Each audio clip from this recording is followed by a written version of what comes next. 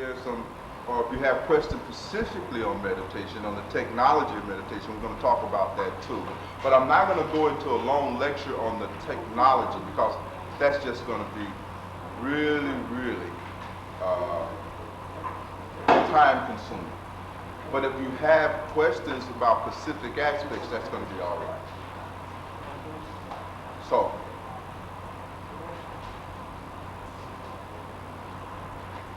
any questions, comments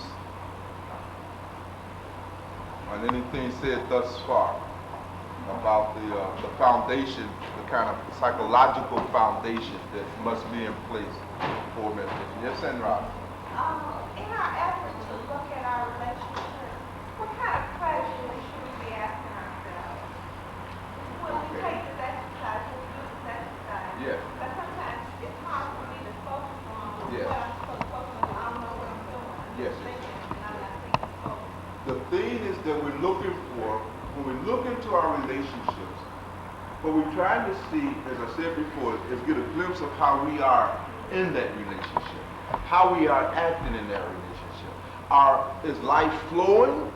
Are we flowing in that relationship, or are we contracting?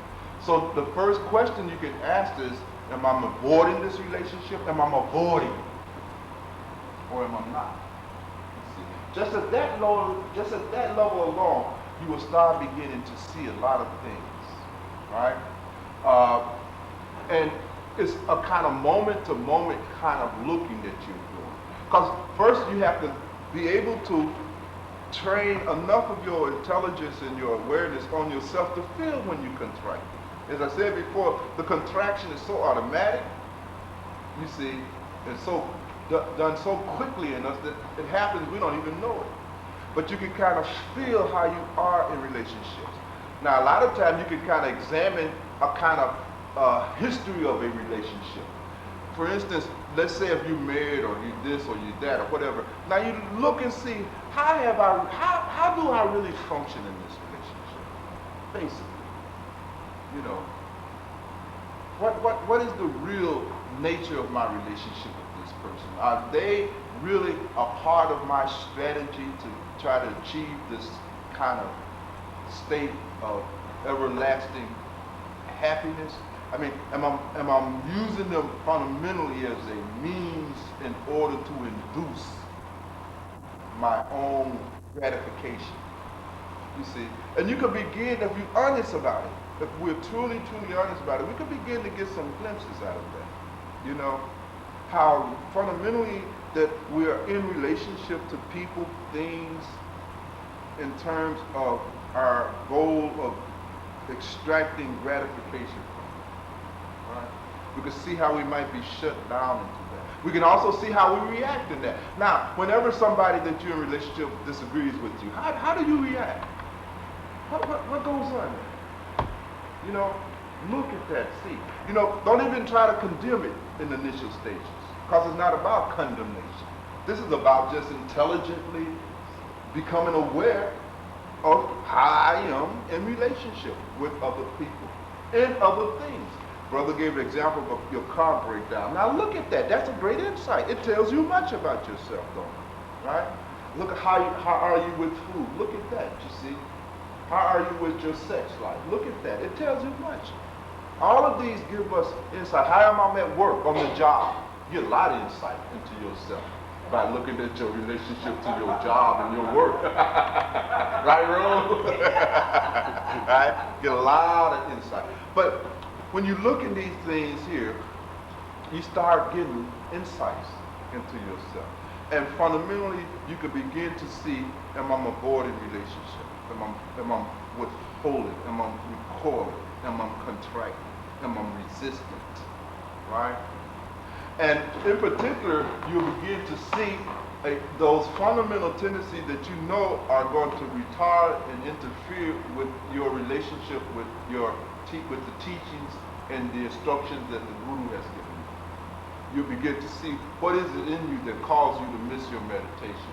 Remember, one of the things that I always said in the past is that look and see, why aren't you meditating?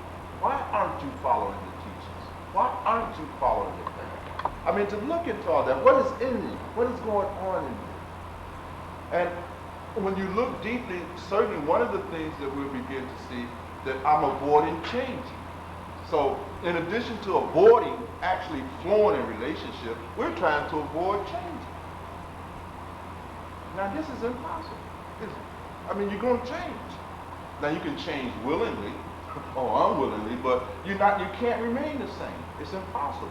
And a lot of our suffering comes from our refusal, our resistance to change. Because you too are a part of this thing that is constantly changing. And you will have to undergo some change. It is simple as that. Right?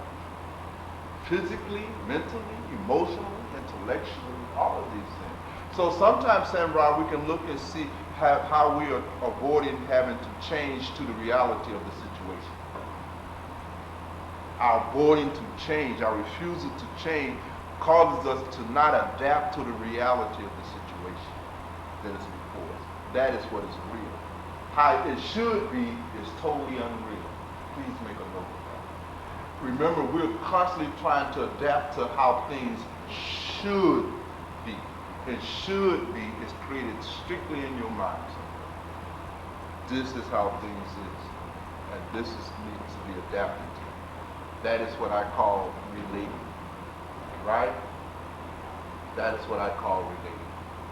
And so we have to look at all of these things here. And as you do that, you begin to intuitively at first get a glimpse. You know, it may not come out in such rational language.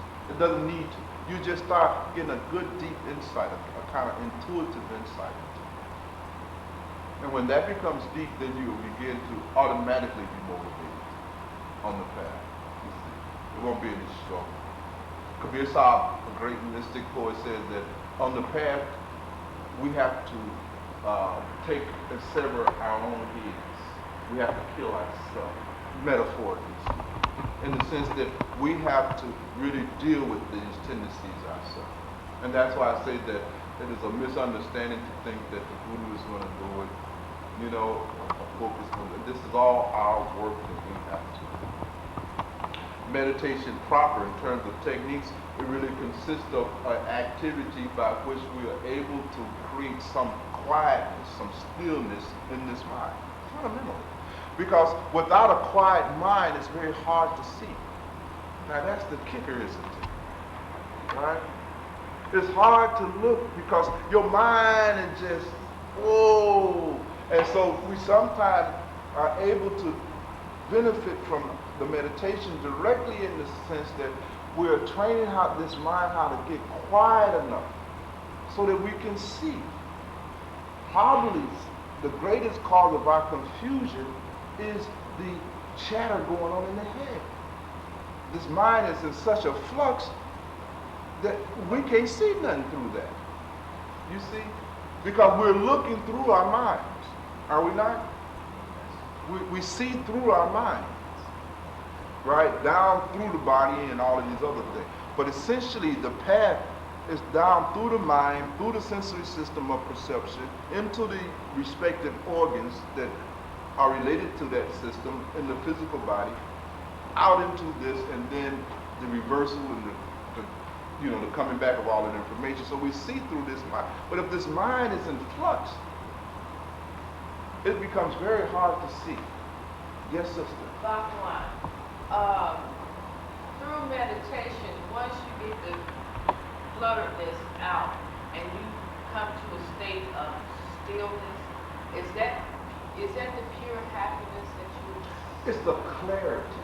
It's yes, in some sense you see, when the mind is made still, automatically one experiences this peace, this bliss. It is because the mind is not still that we are not experiencing the bliss. It is very interesting. One of the classic experiences that we all will have is that we all have these strategies, as we talked about last week, right?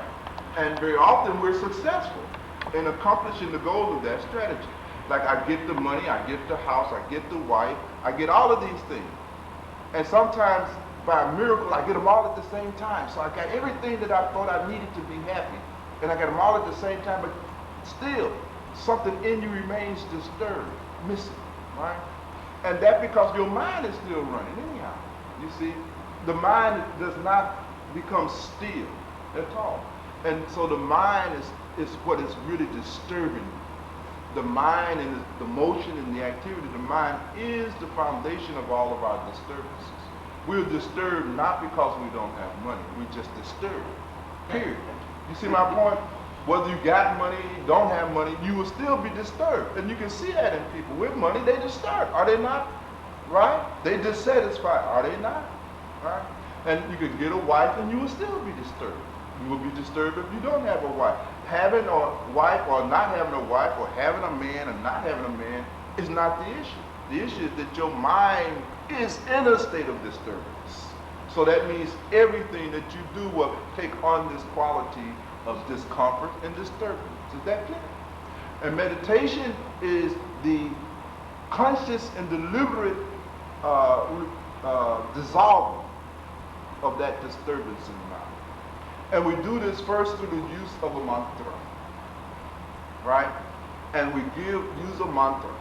And by focusing our attention on the mantra, right, we are taking our attention out of all of the turmoil going on in the mind. You see, what is it that holds us in the turmoil going on in the mind? It is our attention. If our attention is caught up in our thought streams, and that thought stream is turbulence, isn't it? Just waves of thought just rolling, just dashing against your consciousness like wave dashing against the seashore. Just dashing, dashing. And every monosecond there's another wave of thoughts that hit you. Boom! And knocks you out. Then as soon as those go, then another wave of thoughts hits you. Boom, boom. So these waves of thoughts are constantly crashing in on you, right? And you are having that experience through attention. And the only way to deal with that is to withdraw attention from it, right? To take your attention off of yourself. Now this is really profound. You have to really, really sit a while with this. The problem is that all of your attention is on yourself. Your me. And this is really the core and foundation of suffering. And so, and when I say your attention is on me, I mean that you are in a maximum state of contraction when all your attention is on me. Do I mean to say that you shouldn't have attention on me? No. Because you need to put attention on me, but I should be able to put attention on me and put attention on you, and you and you and everybody else. Is that right? Most of us have no capacity to put our attention on anything else other than me. Now, isn't that interesting? Think about it. When I say your attention, that real attention, that attention that is full of compassion and care and concern, genuine attention. I can put attention on you for purposes of exploiting you, of course, but I'm not talking about that. You see, I'm talking about that attention that is really truly reflecting real relationship, right? Most of us don't have that ability because our attention is locked on me. Yes, Emma? They put their attention on everything but themselves.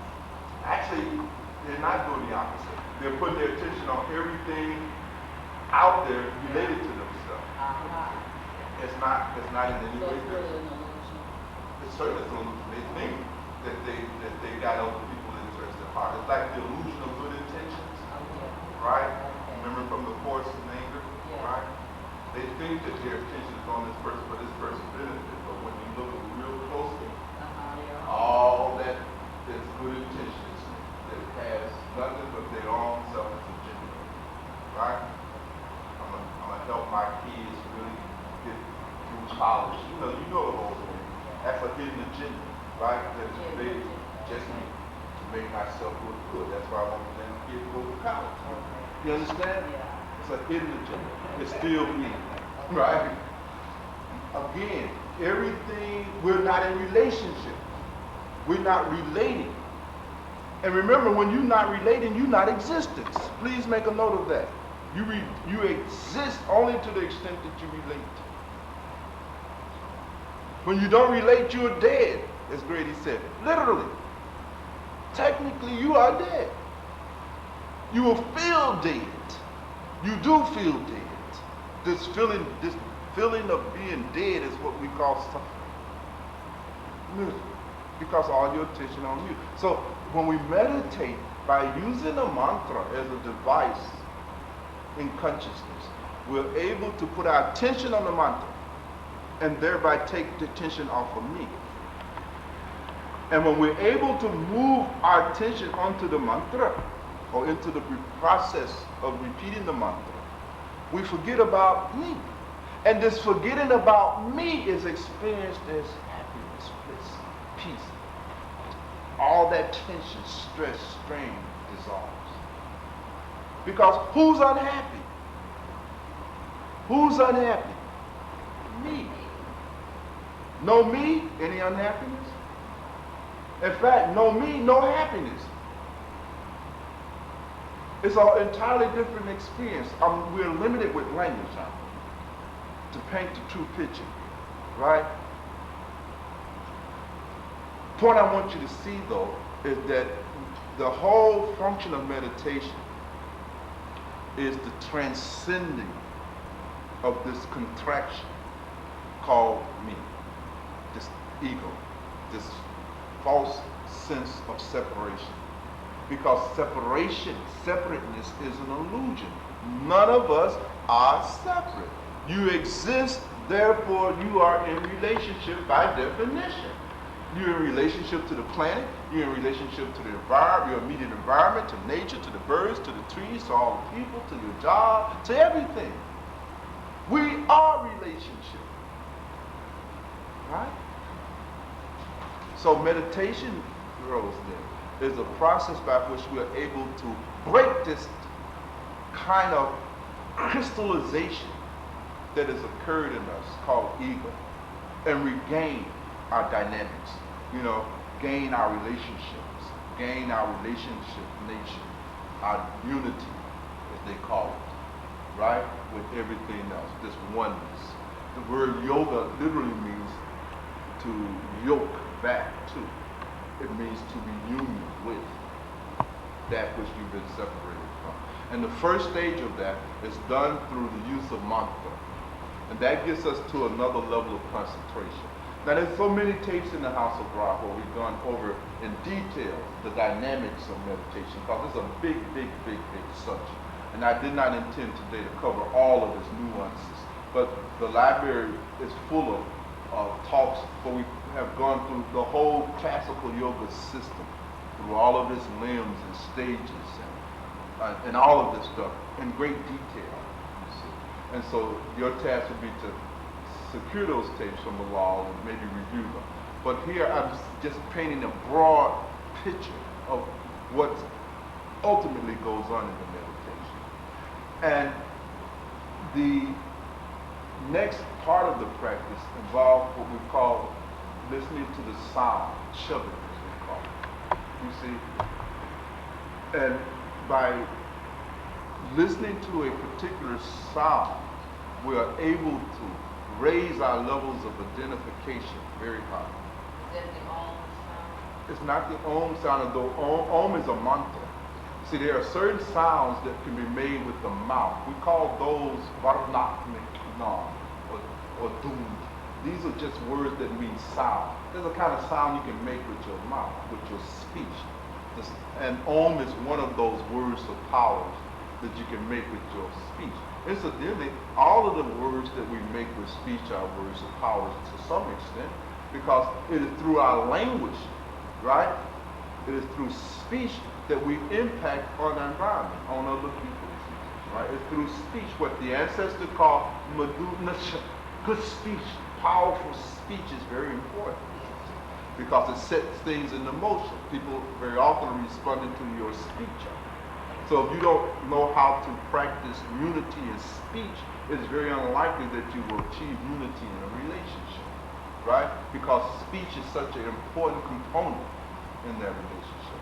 These are outward sounds that are made with speech. And of those, Om, and a few other mantras, you see. Om is not the only one, it's the most universal one, because we see it down from the ancient Egyptian mystics all the way to modern mystics, you know. It's a fundamental sound. The interesting thing about sound is that sound sets up vibrations in consciousness. Sound is packages of your life force. Interesting, isn't it? When I speak to you, I am sending out in that speech packages of energy that impact you in your mind in the form of thought, right? My speech emerged in your mind in the form of a thought. Here's a word, right? In the beginning was the word, right? And, right? But it's essentially sound. In the same way, your speech emerges in my mind in the form of a sound, a word, right? And in that way, we move each other, we communicate, and so forth and so on. And you all must understand all of that. The point I'm making is that there are certain words, sounds that you make, you see, that penetrate deep, much deeper than the level of just communication, right? They're words of power, what the African mystics call haku, words of power, right? And these words actually sets up different frequencies of consciousness. This thing is about frequencies. And just as a radio that has different frequencies are able to pick up different kinds of music, right? Depending on the level of frequency. The mind is sort of like that, right? If your mind can get into a high frequency, a mind that is in a high frequency, obviously will be picking up more things out of this experience than our low frequency minds are picking up, right? Now, when the mind is operating at its lowest frequency, it is what generates the me phenomenon. That's mind working at its lowest possible frequency, right? And it is through this sound, listening to the sound, right? This shabda, this boom, this number. By focusing our attention on that, this attention, because it's flowing through our mind, is able to increase the frequency of our mind, to literally expand your mind. Hey, let me ask you a question about the sound. And I don't want to get off track. Right, those are technical, but I understand where you're coming. Yeah, I don't want to get off Right. track, but I still want to, I'm speaking on the sound. But is this where they say in the ancients say, not the ancients, but more modern folks say that there's a sound that's missing? That there's a missing sound. I've heard that before, and I'm trying to see, is that the same level of spiritual? Well, I don't know exactly what those people mean. I'm not familiar with that. I can only tell you that that this is a sound that has been spoken of in all traditions since time immemorial. The music of the spheres that Socrates talks about. Talmud, the word of Islam, the nod in the Vedas, the sound. In the beginning was the word, the logos, the ancient Greek Gnostic mystics. It is a sound, because sound is the fundamental thing. I shouldn't even say thing now, because now language is breaking down. But it is the ground from which phenomena emerge. Existence is literally spoken. This is very profound. It's a very profound teaching. In fact, it is those kind of teachings that attract us to meditation and yoga, because we can clearly see this is some heavy stuff. You know what I mean? Up at top, said that he spoke his name. The urge came out. It was manifested, right? You see, giving him some place to stand, right? I mean, these are profound statements, right? And so naturally they attract our attention. But they're very difficult things to understand. Our minds don't possess the requisite level of frequency to even understand. So usually it just confuses, you see. But certainly, I am simply mentioning the practice of sound yoga, right? Because that is one of the things that is involved in the House of Ra initiation system, you see. So that is also a part of our practice. So all of these things are there. And as I said before, you can get those tapes from the law where it really goes into great detail. And the ideal of going into the detail and the description of classical yoga and classical meditation is so that you understand. I want you to be informed. I want you to be intelligent about it. I want your meditation to arise out of your intelligence. It should not be something that has to be beaten out of you. I'm tired of beating people, bro. I don't want to beat no more. Would I have to beat you? No. Okay, thank God. I don't want you to You don't want no. So I got into those things because it should be based on your intelligence. You see, and if there are aspects of the practice that is beyond your comprehension, then your trust should enable you to implement it. You see my point? Your trust. You see. So trust in intelligence, but never the absence of intelligence. Because without intelligence, you don't get a solid practice. You don't get a real solid practice. And you want to have a solid practice. So I've tried to discuss those things for that purpose of all. So today I wanted to really deal primarily with the psychology of meditation, because the psychology of meditation very often is more important, well, I wouldn't say more important, but certainly is important as the technology of meditation. And if we don't have the right psychological attitude toward our meditation, we certainly are not going to benefit from it, no matter how technically superior the methodology may be. We have to have the right psychological attitude. And so it involves the training. And we start with the body. First we actually start with the life, don't we? The activity that we're engaged in through the body, right? That has to be disciplined. That's what I call the moral discipline. That has to come into play, right? The diet, has to be made right. Drugs, alcohol, all that stuff has to be eliminated. When will we discuss the nutritional aspect? We're probably going to run out of satsang time today, and I don't think we have any other satsangs planned right away. But certainly we will get around some kind of way. In fact, most of that has been discussed already. And again, Bilal and Sathra has done a good job. They've made sure that they've collected a lot of these subjects. But we can look into that as well. Again, the ideal is for preparation. So your diet has to be right, alcohol, drugs, anything that is going to interfere with your capacity to concentrate will have to be really seriously looked at. And those are the first areas that we have to struggle at. And that's why I say I want to be clear, because that's what we all are at struggles at. I mean, I'm not saying that I expect us to not be anything other than ordinary people. We all have struggles. There's going to always be some aspect of the preparation that is just going to be hard for us. That's just how it is. If it ain't meat, it's going to be this. If it ain't that, it's going to be something. How we fundamentally are messed up. Sahu, yeah, we're Sahu people. To use one of the shake 'em terminology. Right? We're Sahu men. So some is bound to be out of whack with it. So there's going to be some that we're going to have to struggle with. And that can only be overcome through intelligently understanding, right? So even you're not to in no sense in twisting your arm and suppressing it, because it don't go nowhere, right? You see, you just can't suppress that stuff, right? You have to understand it. And when you understand it and it's intelligent, then that's enough. And if it takes 5 years, okay. What's the big deal, right? It doesn't matter about that, you see, so much. And it's that you should try to come to the path out of a clear understanding and an intelligent understanding of why these kind of things are requested. Because they all are going to become part of determining how successful your spiritual practice is. So we start first with the outward life, right? And we talked about the 10 virtues. We talked about all of that stuff, right? And you just have to get those things.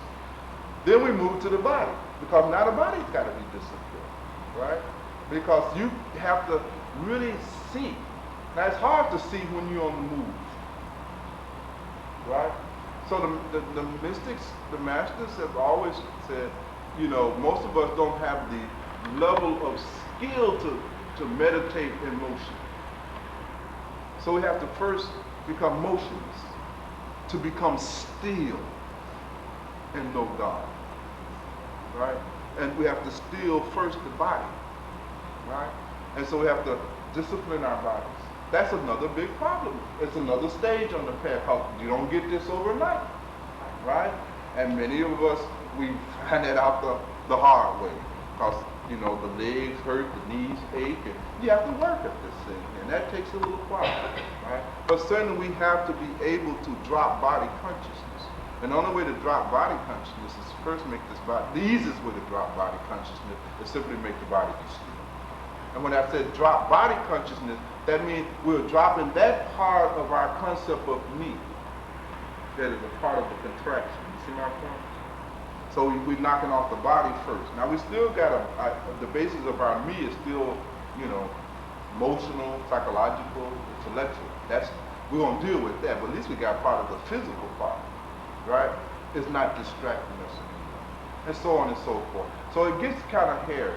But if you decide at some point that you're ready for the initiation, then I think probably at that point it will be good to give you all of those insights. There's some things that are not on the table, but I just want you to really consider it. You know, have things to consider. Are there anything else? I'm at your service today. I don't think that we'll be here next week. Will we be here next week? Oh, we have one more. We have one more meeting, okay. So next week, and then we're going to go into a spontaneous mode, right? So you will have to call Bilal or Sadarji and request satsang, right? So we'll have satsang by request so that, again, it comes out of your side. You see my point? So there's no imposition whatsoever. So anyway, bear that in mind. And at those times, we can talk about whatever you like. But now, today, however, I wanted to just address this subject of meditation, Rose, because it's obviously a part of any kind of wisdom. So any question that you have, regarding that? Yes, bro. Also, you mentioned meditate when you first started. Well, the ideal, you see, is the goal is to meditate at least 2 hours, 2 to 3 hours a day. Now, this system is very different because in the West, you've been used to that 10 minutes of meditation, the TM stuff, and the system here is very different, right? It's very different. And it's not like sitting down and imagination, using your imagination, visualization type of stuff. It's very, very different. Ask these people, they'll tell you, you know, right? It's very different, isn't it? It's not like what you see on TV or hear coming out of Hollywood. So the idea for you is to meditate a minimum of 2 to 3 hours initially. That's what we like to see. Now, of course, we realize that few people have developed the ability to hold their body still for 2 or 3 hours. Most of us can't hold our body still for 10 or 15 minutes. It's another thing you'll find. You have no control over your body either. It's not that you just don't have any control over your mind. You have no control over your body, your imagination, nothing. You're just out of control. And therefore the training is required to get us back in shape. So what we say then, that if you can't do 2 or 3 hours in one sitting, and it's very unlikely that you can, then you can break them up. Right? But the most important thing is you must do it daily. Every day you must devote some time, this minimum amount of time, to the practice. Right? Just to develop and offset some of the tendencies that is already set up in the head. Alright? So you want to do that. It's like 10% of your time you should be able to keep for yourself. There's an old, even in economics, an old formula that you should keep 10% of your income for yourself, and that will guarantee you prosperity, you know, at the end of your work career. If you just take 10% and pay yourself off the top, right, before you pay any other bill. Something like that is the case spiritually speaking. 10% of your time should be used for your spiritual development. Because remember, you're not doing anything else with your time aimed towards your spiritual development. If you really think about it, the time you spend working and the time you spend this, none of that stuff is result or aids at your spiritual development. Is that right? That's all. Most of those activities that are consuming all of our time are a part of this problem-solving phenomenon that's going on. And I'm not minimizing that. You know, work is very important. You see, very, very important. We have relationship with other people. Those relationship needs time. That's very important. But none of that stuff leads to any spiritual growth per se, right? And so you should keep 10% of your time just for your own spiritual development. And in that way, you'll be able to slowly make some progress. So 10% of your time, about 2.4 hours, right? 2 to 3 hours on a daily basis is the starting point. And now you can slowly work up to more, fine. But it should be slow and steady. You see what I'm saying? Slow and steady. So that's the ideal pool. You see. Now that's very different from 10 minutes a day, you know what I mean, that is normally practiced. Most of the meditation that we are exposed to is pranayama, it's deep breathing. Breathe in, breathe out, breathe in, breathe out. And the superficial pranayama yoga is that. And it's pranayama yoga totally outside the context of pranayama yoga. Right? Again, it is the West picking up just remnants of the ancient tradition. Pranayama yoga is very different from pranayama. You see, pranayama yoga includes much more than just breathing in, breathing out. That the meditation that you're teaching us? Pranayama, no. I'm saying pranayama is what, and I can't even say pranayama because it's not pranayama, but to contrast our system to the system that most of us are aware of in our community, especially black people. You have to remember, this whole interest in meditation hit America in 1960 somewhere, late 50s. It's just getting to the hood because we always fall behind. You see what I'm saying? Just to be quite frank about it. You know what I mean? We're just discovering meditation and yoga and all of this esoteric stuff. This stuff was out on the East End a long time ago. You see? And as usual, by the time it gets to the hood, it's all distorted, all watered down, and you know, we do our own thing to it. And what has trickled down into our communities that is passing off this stuff as meditation is breathing. You see my point? You go any one of these outlets in our community that is trying to teach black people anything about meditation, and it involves relaxing, lay on the floor and breathe in and breathe out. That's about it. Maybe a few postures. You understand? Egyptian yoga, Kemetic yoga, all of this is just, you know, more hot yoga, right? And not even hard hot yoga. You see, just a little this, a little that. And that is not the system here, you see. And it's not 10 or 15 minutes in your spare time, right? It's not casual. Those systems are very casual, right? Yes, Samuel? What is our system called? What is it called? I really don't know what we should call it, huh? But I simply call it the House of Ra initiation system. But it's out of the same tradition of all of these ancient systems. It's not different from the heart of Islam and Sufism. It's not different from the heart of inside of Judaism, Hasidism. It's not different from the heart. All of these systems at the middle, the science is the same. All science is the same. And this is a science, right? This is a science. So our system incorporates all of these systems. And when I say our, I don't mean ours exclusively. I don't mean mine in the sense I created. I created nothing. This has been on the planet. You understand? Well, since man has been on the planet, it is a science. You see? So, Bhagwan, where did you study? Who did you study in? I had my own master name was Maharaj Singh out of India. And that was the guru that initiated me into the system that I use for you. You see, it's not my system. It's a system that I was initiated into, that I had practiced firsthand. And that is where I got my introduction to mysticism, yoga, meditation, you know, which was, I guess, a godsend for me because I did not have to go to some bookstore on the south side and hear somebody that's read a few books somewhere, put together and concoct their own notions, right? It was different.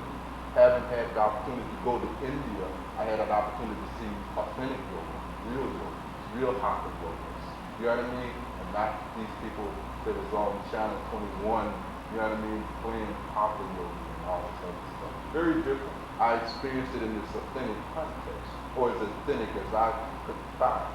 And so that is basically how I came about that. And it was really interesting, and sometimes I should tell you the whole story. In the interest of time won't bore the other people, they may not have an interest in this matter. But certainly, I had a master, I acknowledged that fact, that I needed desperately, some help, some guidance. Yes, sir. One question. Yes, How long did you study under him? Oh, it's a lifelong. It never ends. When once your master is your master. Now, the particular master that initiated me is no longer in the body. I just, he left the planet years ago. Point is that your master is like your mother, your father. It is a permanent relationship. It don't go nowhere. Which is again very different from a Western concept, right? Because in the West, you see, our whole attitude is like that, right? Everything is transient, temporary. So your master, you know what I mean? Meaning the person that helped you to see, right? That is a permanent kind of relationship. It's a real relationship. It's not a relationship that is just rooted in gratification. So years from now, when you ask me who I study, I can say I study under Bhagwan. Oh, don't say that. I have to see first how you come out. Wait till I give you permission. No, but I mean, no, it's not that you're under the ancient tradition. See, it's the tradition. My master did not invent this system either. It was a system that he was initiated into, and so forth and so on and so on. It goes all the way back. Nobody owned this system. See, we have to be clear about this because we have so many gurus and Swami this and Swami that running around. And it's very confusing because each of them are claiming to have the only system. You understand? Come follow me. I got the highest teacher. If you're not part of this group, then hey, you know what I mean? You're not going to attain the highest enlightenment. And then there's some other teacher teaching you this. And then you got some other teacher teaching you this. Now the truth of it is this is all nonsense. This is all bullshit. You see? These are power trips. These are games. Right? There's one system. The science. Plug into it. Internet. Internet. Right, it's not Same about, thing. right, it's not like personality, right? And that is a dangerous game that goes on. You see, because most people, again, are looking for some authority that is going to enlighten them. And so naturally, the search is for the most enlightened master. Now, I heard that so-and-so might be more enlightened than this person. Let me go to so-and-so. You're looking for the most enlightened teacher and master that you can get your hands on. There's nothing wrong with that, is it? No, there's nothing wrong with that per se, only that you will never be able to find the most enlightened. They all going to claim to be the most enlightened. Now you're just going to be confused. Right? It's not even about that. It's not even about that. Right? That's all. You see. It's just work. So, this is a very ancient system. I know, Kufu, that you are a great aficionado of ancient African systems, right? I would say this, that one of the good things about the House of Ra, at least as it relates to black people, is that you're going to come in contact with a system that has its roots in this. Right? I know that already. Right, you already. I've been doing that for about a year. Yeah, that has its roots there. And what you're going to discover that the ancient Ra systems, this was not like sitting over at Tonga somewhere, doing a few chants and breathing a little different, and casting your prayer cards. This is a whole different act, right? And this is not some modern, interpretation being passed off as Egyptian yoga that involved a few contortions of your body. This path here will put the advantage on you. This is the killer path. So be forewarned. This is the Osiris path. We make mummies, right? We take you through the underworld and all that other stuff. So in any case, we won't drag out today's discussion. If there's not any other questions, I think this is enough for today. And next week we'll meet. And then after that, when you feel a need for satsang, and remember when you feel a need, because it should be from your side, then you contact Allah, you contact Sabaji, and then we will have satsang.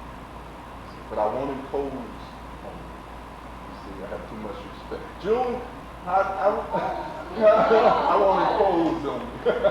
Huh? I've never felt exposed Oh.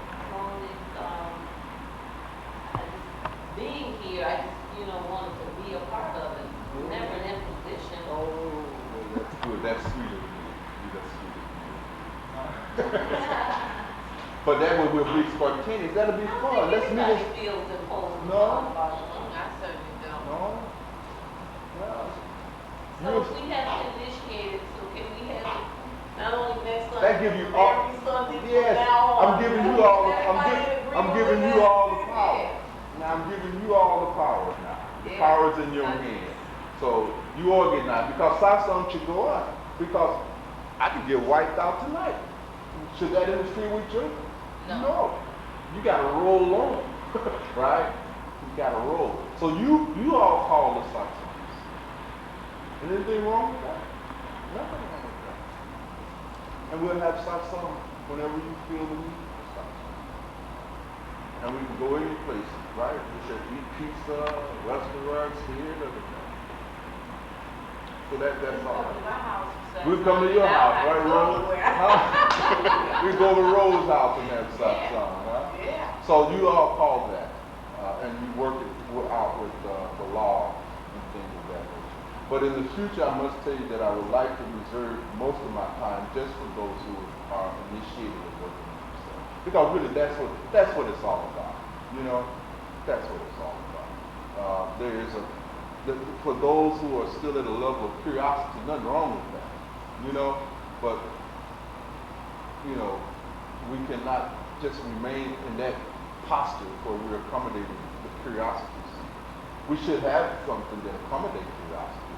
But the lion's share of our time should be spent on helping each other really perfect our sadhana. Right? Do you agree?